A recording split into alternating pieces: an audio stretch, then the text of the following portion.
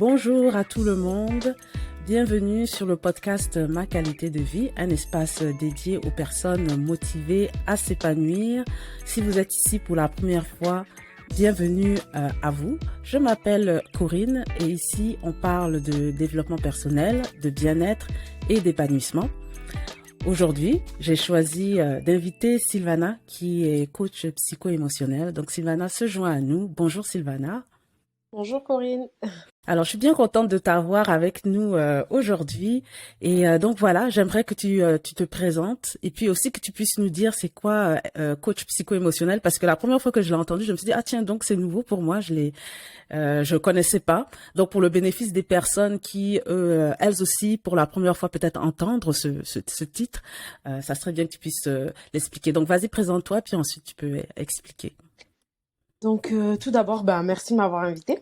De Ça me fait rien. plaisir d'être là aujourd'hui. Donc je suis Sylvana, maman de famille nombreuse. Donc j'ai 7 enfants. Je suis mariée. Donc j'ai un parcours professionnel à peu près atypique, mais quand on cherche bien la ligne directive, c'est aider les autres. Donc ancienne aide-soignante, ensuite conseillère médiatrice numérique, donc aider les personnes avec les nouvelles technologies. Par la suite, ce qui m'a conduit à devenir formatrice. Et en faisant mes ateliers de formation, je me suis rendu compte que j'avais on va dire, un goût pour le maïeutique, ce qu'on appelle maïeutique. Et c'est la base du coaching. Donc, actuellement, donc, je suis formatrice en développement personnel et coach psycho-émotionnel. Donc oui, c'est atypique parce qu'on entend plein de coachs et c'est vrai que c'est des coachs, on entend diverses appellations, voilà, je cherchais le mot. Et c'est vrai que psycho-émotionnel, c'est quoi ça? Qu'est-ce que ça? Et donc déjà, je pense que, enfin j'espère, mais la définition de coach, donc c'est quelqu'un qui va t'aider à dépasser tes propres limites, donc coach sportif. En coaching, en développement personnel, c'est quelqu'un qui va t'accompagner à faire émerger ce qui existe déjà chez toi. Donc, tu vas venir le voir avec une problématique et il va aider à faire ressortir ce que tu as chez toi. En tant que coach, on sait que tout le monde a ce qu'il veut à l'intérieur de lui. C'est juste qu'il y a des couches entre les blessures, des croyances et des choses qui viennent se superposer et la personne, elle sait plus trop où ça se situe. Donc la formation que j'ai suivie, donc au niveau psychologie et psychanalyse, donc il y a différents courants que j'ai suivis lors de ma formation. Donc pour avoir la base en fait de la construction d'un être humain de façon psychique et l'aider à cheminer vers l'acceptation et le mieux vivre ses émotions. Donc apprendre à écouter ses émotions. Donc c'est vraiment une formation où tu te recentres sur toi. Et selon les blessures qui viennent, selon les croyances, selon les systèmes de défense, c'est là-dessus que j'ai été formée. En gros, tu arrives à mieux voir en fait qui tu es au travers de toutes ces petites choses en fait qui t'empêchent de véritablement découvrir ta personne. Voilà. C'est super ça. Tu as parlé de maïeutique. Alors j'ai suivi aussi une formation où on parlait de la maïeutique socratique. Je sais pas si c'est la même Oui, ça chose. vient de Donc Socrate. Ouais. de Socrate. Donc en fait l'idée c'est que on a en soi les ressources pour guérir ou trouver des solutions. Donc dans ton cas c'est vraiment au niveau des émotions et qu'on est capable de C'est ça. rentrer en soi et puis de trouver les ressources en soi pour guérir. Je suppose que donc, puisque tu es coach, donc tu accompagnes ces personnes, tu les aides à être capables de faire ce cheminement-là. C'est ça mon travail. Et au Mhm. niveau de Socrate, c'est comme il disait, c'est faire accoucher l'esprit. Donc Ouais. ça veut dire que tu as déjà tout et en fait la personne elle est juste là pour t'accompagner parce qu'elle a un regard extérieur. Donc qui dit regard extérieur veut dire que cette personne-là elle n'est pas dans l'émotif. Elle est vraiment pas dans l'émotif, elle est à l'extérieur de tes émotions. Donc elle a une vision, enfin un champ de vision beaucoup plus élargi sur ta problématique. Et ça, c'est extrêmement important parce que des fois, on se dit, bon, je peux me débrouiller tout seul, j'ai besoin de personne, ou on va demander à Tati Claudette, salut, est-ce que tu peux m'aider? Et Tati Claudette, elle a ses propres problèmes, donc elle peut projeter des choses, en fait, qui ne sont pas forcément bénéfiques à ta personne. Or que le coach qui est là de façon professionnelle se pose en tant que professionnel et regarde ta situation et t'accompagne. Non te donner les réponses. Même si elle les voit, ça veut dire que même si lors d'un coaching, je vois la problématique, je peux juste conduire la personne à le voir par elle-même. Parce que tout ce qui est caché en fait dans le subconscient, enfin plutôt dans l'inconscient, en fait c'est ce qui conduit, c'est ce qui gère notre vie en fait la plupart du temps. C'est que les douleurs, les blessures qui sont cachées ont beaucoup plus d'impact dans notre vie que quand elles sont dévoilées. Donc quand un coach va justement comme on parlait de maïotique, va accoucher l'esprit et que tu vas te rendre compte, ah mais j'avais cette blessure-là, mais je pensais pas qu'elle avait autant d'impact. Et au final, elle en a énormément. Voilà. Alors, dans quelles circonstances, dans quelle situation, est-ce que tu as des exemples, dans quelle situation on a besoin d'un coach dans ce domaine, dans le domaine dans lequel tu œuvres? Alors moi, je dirais,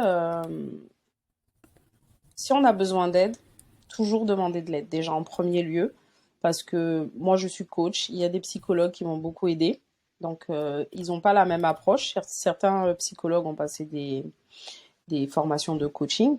Vous avez des thérapeutes aussi, des psychiatres. Donc, faut jamais avoir honte de demander de l'aide parce que le premier pas en demandant de l'aide, c'est déjà un grand pas pour soi. Parce qu'on a tendance à vouloir se dépatouiller tout seul et se dire, oh, moi j'ai besoin de personne, ou on va me prendre pour un fou, oh là là, psychiatre, psychologue, coach, et en plus ce nouveau métier là, non merci. Donc, ne pas hésiter à demander de l'aide déjà. Ensuite, moi je peux intervenir en tout cas pendant, après un burn-out, après pour pouvoir surmonter une épreuve, donc un deuil, un divorce, une séparation. Apprendre à mieux se connaître. Des fois, vous n'avez pas forcément des gens qui sont au stade où ça va vraiment pas. Des fois, vous avez des gens qui se disent, bah, voilà, j'arrive à un certain âge, je sais pas trop qui je suis, ce serait bien que, voilà. Et puis on creuse et puis on voit que la personne, c'est vrai qu'elle avait un peu oublié ses valeurs et ses besoins. Donc, pour améliorer sa communication, donc soit parler en public ou soit apprendre à dire non ou simplement exprimer ses besoins, ses ressentis. Donc, par exemple, ça peut être dans un couple, ne pas savoir expliquer à son conjoint ce qu'on ressent, ce qu'on a besoin et pouvoir entendre aussi ce qu'il a besoin. Parce que ça va aussi, en travaillant sur soi, ça nous aide aussi à mieux comprendre l'autre. Donc, voilà. Ensuite, travailler sur la confiance en soi, l'estime de soi. Pouvoir réaliser un projet, donc un projet qui nous tienne à cœur, donc ça peut être une reconversion professionnelle, ça peut être la création d'une entreprise. Donc moi je vais être plus dans celle qui va accompagner à établir différentes étapes pour la réussite de son projet. Après un bilan de vie aussi, ça arrive vers la trentaine ou la quarantaine où les personnes ils se posent la question de qu'est-ce qu'ils ont réellement fait dans leur vie. Est-ce qu'ils ont vraiment accompli ce qu'ils avaient voulu quand ils étaient plus jeunes? Donc après un bilan de vie, c'est vrai que vous avez des personnes qui viennent voir un coach pour dire bon bah c'est pas que j'ai vu de la lumière, mais bon d'après ce que je sais, tu pourras m'aider. Et c'est assez sympa parce que le travail qu'on fait avec ces personnes-là, c'est quand même génial quoi. Ensuite, vous avez je l'ai dit après ou avant un burn-out, quand on voit qu'on perd pied. C'est quand même assez large, ça ratisse assez large. Donc, Et évidemment, oui, vas-y. c'est pour ça que justement que j'ai décidé en fait, je peux coacher hommes, femmes, et comme je t'ai dit dans tout ce que je t'ai listé, mais moi, c'est vrai que j'ai décidé de me focaliser en fait sur les femmes. Donc après, Oui, voilà. Donc, justement, ça m'amène à ma question suivante. Donc, oui, tu as choisi ce domaine-là. Tu as dit que c'est parce que tu voulais vraiment aider et puis que tu étais déjà un petit peu dans l'aide dans d'autres domaines précédemment. Mais là, tu as choisi de faire ça et spécifiquement, je crois, d'accompagner les femmes. Alors pourquoi est-ce que, même si tu es bon, de toute façon, tu pourrais, comme tu dis, aussi avoir les hommes et tout ça, mais les femmes, est-ce que c'est parce que ça te touche spécifiquement? Pourquoi les femmes? alors parce que j'ai été elle, j'ai été ces femmes-là. Donc j'ai eu le temps de connaître le fait d'être célibataire. Ensuite, j'ai eu le temps d'avoir eu des enfants. J'ai eu le temps de pas forcément faire les bons choix et pas forcément être la personne que je devrais être. Et j'ai eu le temps aussi de m'oublier pour ma famille. Donc, ça veut dire quoi? Ça veut dire quand on a des enfants, on est maman, on est femme, on est épouse. Et avec toutes ces multicasquettes, en fait, on n'a pas vraiment le temps de se demander qui on est, en fait. Quand vous demandez à une femme qui a des enfants, vous lui dites, bah, quand tu étais plus jeune, t'avais envie de faire quoi? Ah bah du tout pas ce que je fais. Elle a tendance Ouais. à complètement oublier qu'elle a été cette femme joyeuse, cette femme qui a eu envie de, je sais pas moi, visiter, faire un road trip entre copines. Elle a complètement mis ça de côté pour pouvoir tout donner à sa famille. Et c'est vrai que quand on donne tout, en règle générale, on garde pas beaucoup. Et c'est pour ça que je m'adresse à ces femmes-là, parce qu'elles ont beaucoup de valeurs intrinsèques et elles ne s'en rendent pas compte. Et c'est Ouais. où elles s'en rendent compte et puis elles Mhm. vivent avec cette sensation que ma vie, elle peut être différente. Oui, j'ai l'impression que les femmes vivent un dilemme, hein, entre leur rôle de mère, d'épouse, et puis leur accomplissement personnel. Et puis, je crois qu'il y a aussi un sentiment de culpabilité. Elles se disent, ben, j'ai choisi d'être mère, donc il faut que j'assume mon rôle de mère, et donc elles se mettent un petit peu en retrait. Et donc, tu souhaites que les femmes soient des lionnes. J'aime bien ce terme que tu utilises, et qu'elles portent leur couronne avec fierté. Alors, qu'est-ce que ça représente pour toi être une lionne, et puis qu'est-ce que ça signifie pour toi porter sa couronne?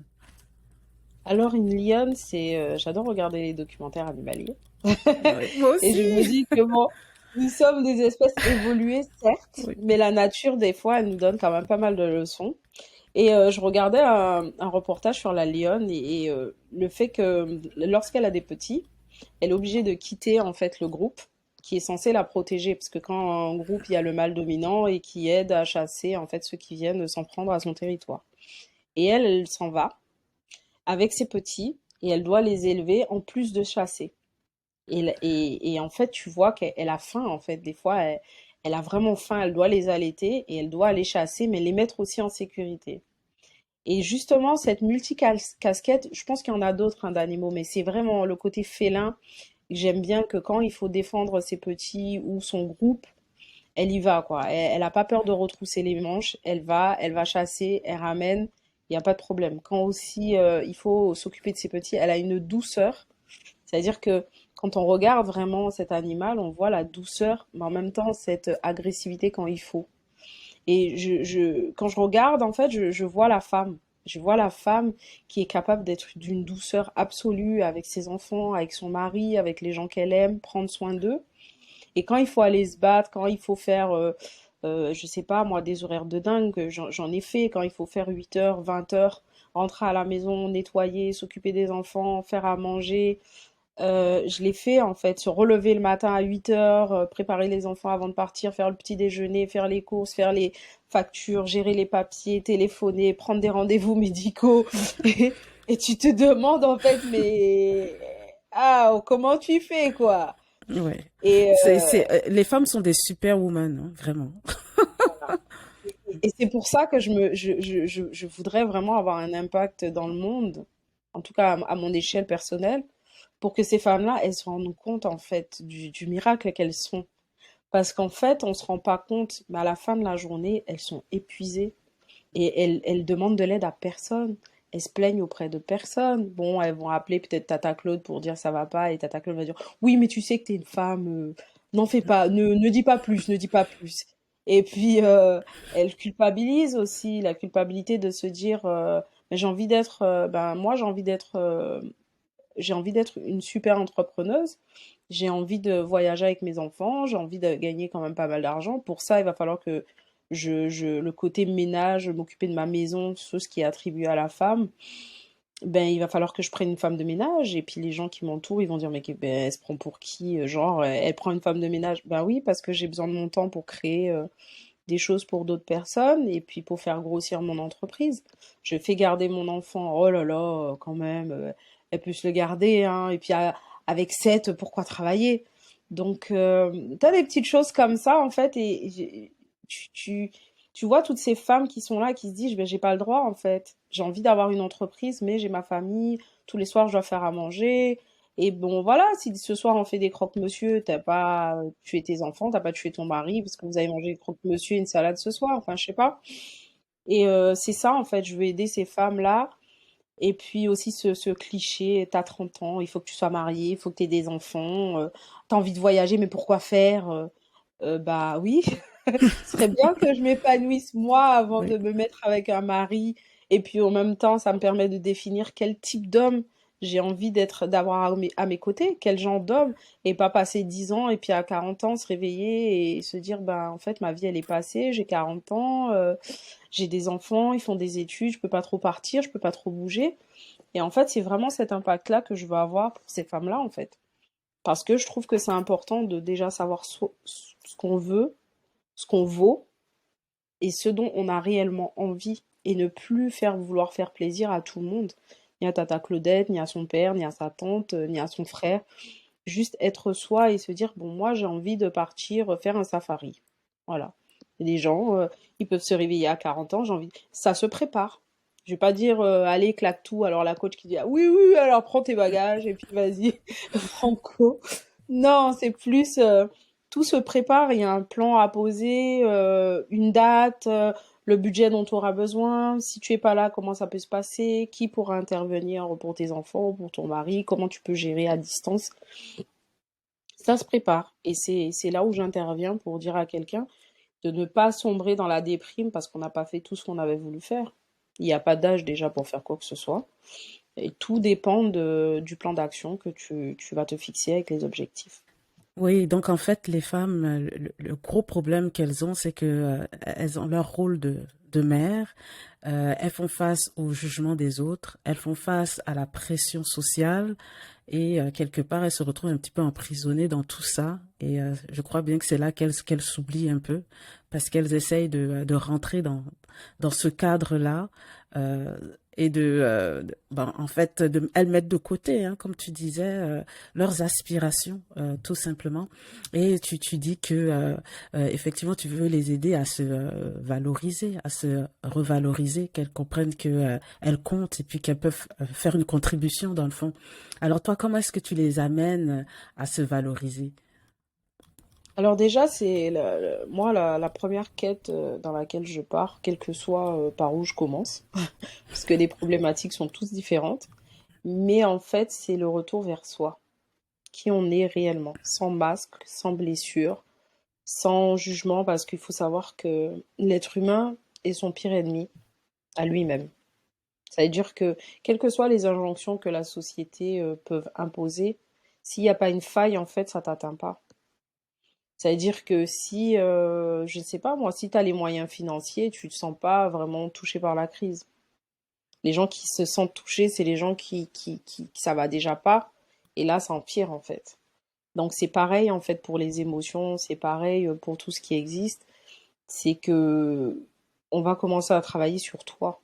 Et une fois que cette personne-là, elle se connaît mieux, elle est plus amène et assise en elle-même, pour elle-même, le reste, ça se fait tout seul. Comme je viens de te dire, c'est avec, tu fixes un objectif, un planning, enfin, il y a différents outils que tu mets en place pour pouvoir faire les choses. Mais une fois que tu sais ce que toi tu veux, que tu as une vision claire de où tu veux aller, il n'y a plus personne qui peut t'arrêter. Voilà, ça donne des ailes, hein, finalement. Ça donne des ailes. Alors oui, je sais que ça te tient à cœur que les femmes développent leur potentiel, qu'elles vivent dans leur pleine puissance, afin qu'elles puissent mener la vie de leurs rêves, hein, la vie qu'elles ont toujours voulu et qu'elles ont peut-être mis un petit peu de côté, on va dire en pause, parce que ce qu'on veut, c'est qu'elles aient le courage en fait, hein, de faire le saut. Alors, quel message tu voudrais transmettre à des femmes qui ont du mal à faire le saut pour changer leur vie, puis vivre la vie de leurs rêves? Comme je disais tout à l'heure, c'est déjà demander de l'aide. Ne pas hésiter à demander de l'aide. Après, tu as des livres qui existent, tu as des podcasts. Moi, j'ai commencé comme ça à m'ouvrir l'esprit parce que en tant que femme noire, faut le dire, en tant que femme noire, on est considérées comme des femmes surpuissantes, même plus puissantes. C'est que nous, on n'a même pas le droit de se plaindre, quoi. Limite, c'est dire, bon, Oui, voyons, vraiment. t'as connu pire. Euh, Exactement. Tout est comme minimisé alors que dans le fond, c'est quand même lourd. Voilà, c'est même nos hommes, en fait, nos hommes sont durs avec nous et des fois, quand tu vois, enfin, chez nous, on dit femme potomitan, c'est vraiment la femme qui tient la maison.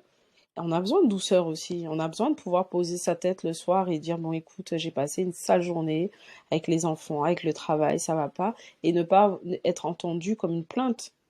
Et puis, c'est ce qui me tient aussi à cœur et c'est un futur projet que j'ai.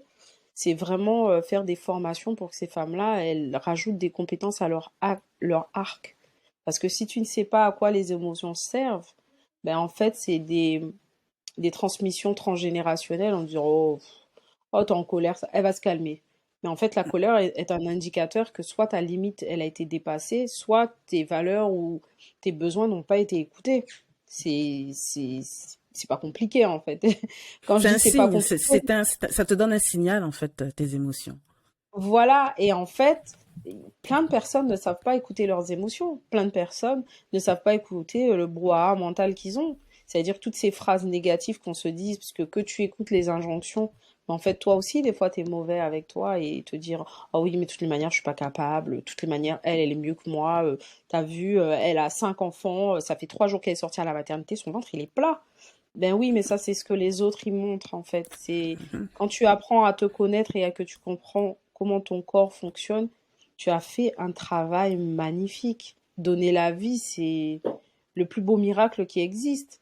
C'est donc le corps, il a besoin de temps pour se remettre. Donc il y a des femmes qui ont pris du poids, qui ont du mal à perdre du poids, qui se sentent pas bien. Et en fait, je leur dirais simplement, en fait, n'hésitez pas à demander de l'aide. Quelle que soit votre problématique, n'hésitez pas à poser des questions à quelqu'un de bienveillant, de regarder, de s'abonner à un podcast ou vidéo ou acheter un bouquin ou des choses comme ça, vraiment pour te permettre en fait de déculpabiliser parce que en ce moment, les choses ont beaucoup changé au niveau du développement personnel. On voit sur les réseaux sociaux plein d'informations, même trop d'informations, mais je dirais qu'il faut bien commencer par quelque chose. Donc déjà commencer par s'informer et se rendre compte qu'on n'est pas seul. Que oui, sur Instagram, c'est vrai que tout le monde montre une vie géniale, chouette. Même moi, j'empathie parce que bon, moi aussi, je voudrais poster du contenu un peu naturel, mais bon, ça Mhm. vend pas trop. Non, c'est ça, hein. Je pense qu'on est tous dans le même bateau. Donc, justement, je suis coach et pourtant, ben, j'ai quand même encore du mal à me mettre naturel sur les réseaux sociaux. Parce que la vague aussi de retour, elle n'est pas forcément bienveillante. Mais c'est vrai que faire l'action, comme je vois d'autres me donner l'exemple, c'est de se dire qu'on est là pour décomplexer un maximum de femmes et se dire que on est ce qu'on est, on est qui on est, et on est là pour une raison bien précise. Il n'y a aucun être humain qui est sur Terre qui n'a pas une action à faire qui ne soit pas joyeuse pour quelqu'un d'autre. Dire bonjour à quelqu'un dans la rue avec un grand sourire, ça peut illuminer sa journée. Peut-être qu'il a passé une soirée de merde ou peut-être qu'il a connu un décès et juste un grand sourire en mode bonjour, vous allez bien. Des fois, vous avez des gens qui sont même étonnés de ce bonjour et de cette joie que vous partagez. Donc vous avez tous en fait votre place sur cette terre et quelque chose à partager autour de vous.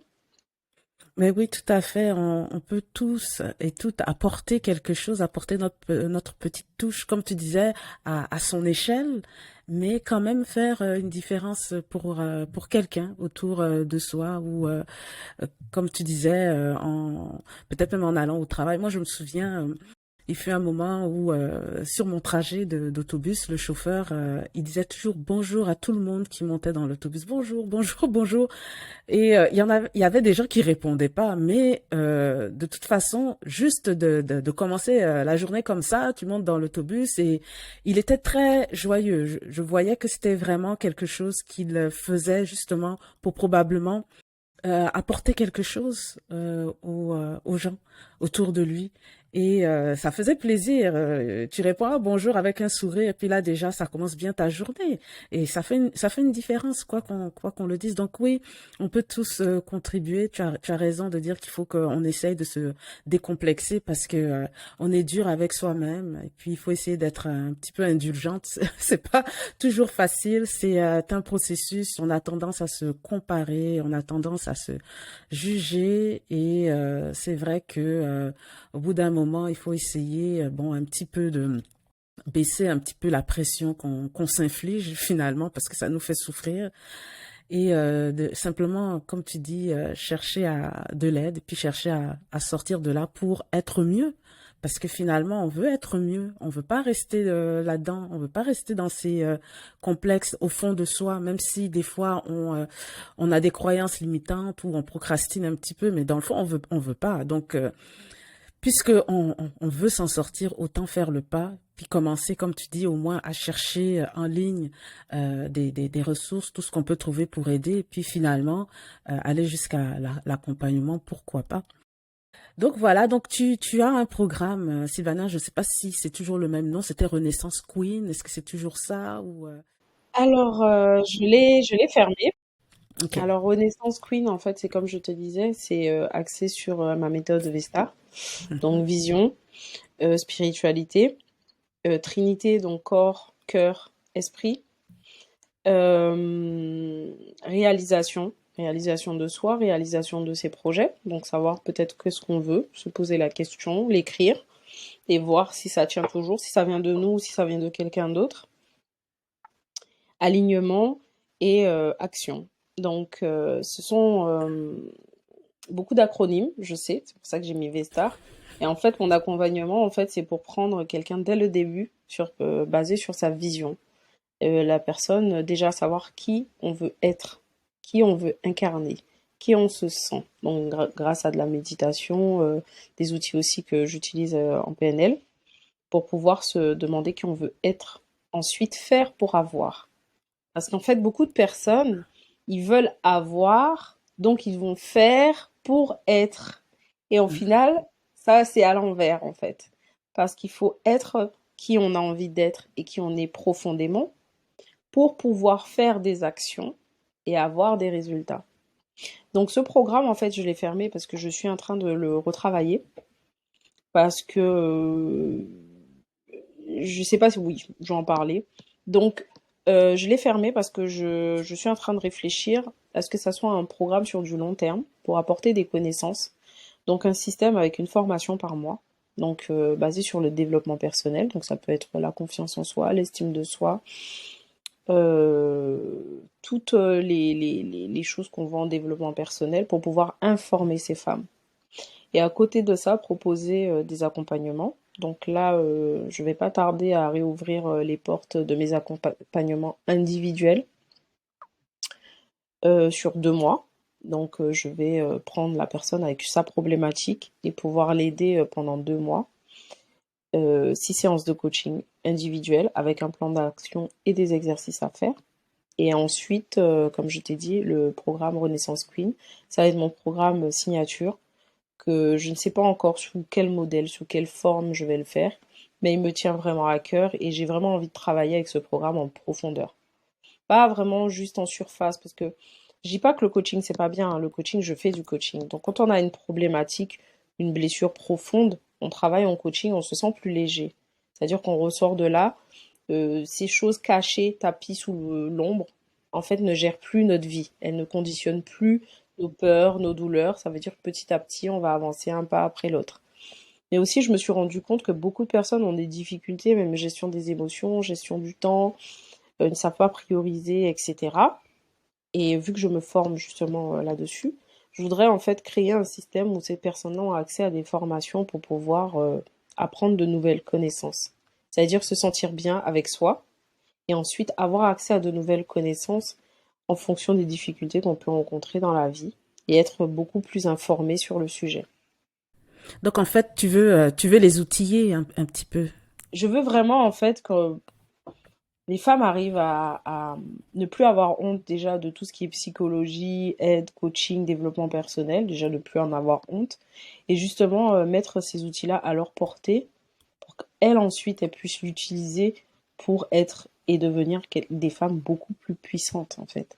Qu'elles aient plus à avoir honte de leur corps parce qu'elles auront fait le tour, elles se seraient touchées, elles auraient dansé devant le miroir, elles auront fait leur propre rituel avec des exercices et se sentir OK avec soi. Et en fait, le truc avec moi, c'est que tous les outils que je propose, je les ai utilisés. C'est-à-dire que pendant des années, donc de mes 30 ans jusqu'à aujourd'hui, j'utilise des outils de développement personnel sur moi. Et ma formation, justement, m'a vraiment poussé à utiliser tous les outils et même passer à la casserole avec d'autres collègues qui vous coachent. Et là, il y a des blessures, vous pensez, bon, tout va bien, tout va bien. Et puis elle vous dit, non, non, rien ne va. Et en Ouais. fait, c'est magnifique de voir à quel point c'est puissant parce qu'on pourrait se dire, bah, normalement, moi, ça va. Et c'est génial de voir qu'on est encore fragile sur certains points. Et juste de savoir que cette fragilité existe, on peut travailler à se rendre moins fragile à ce niveau-là. Donc, c'est vraiment ce que je veux pour aider d'autres femmes à avoir ces connaissances et ne plus se sentir submergées, que ce soit au niveau du temps, que ce soit au niveau de leurs émotions, que ce soit au niveau de la confiance en soi, que ce soit au niveau de l'image de soi. Avoir des enfants, ben, ça laisse des marques. Et puis maintenant, je regarde mes marques et mes cicatrices en me disant, ben, chouette, hein. J'ai eu 7 enfants, je suis quand même bien, ça va, allez, allez, Ah ben oui. sois honnête, sois honnête.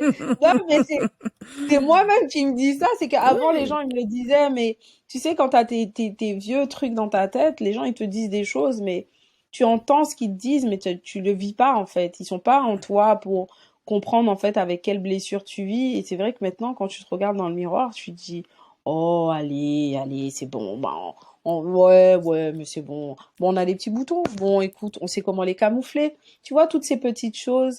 Je veux vraiment former ces femmes-là pour pouvoir ne plus se retrouver en fait en proie à ce genre de difficultés et avoir les outils, être outillés pour pouvoir les affronter. Et aussi créer un groupe de femmes puissantes et qui puissent s'entraider aussi de part et d'autre dans le monde, sur la planète. Bon, après l'anglais, j'y suis pas encore.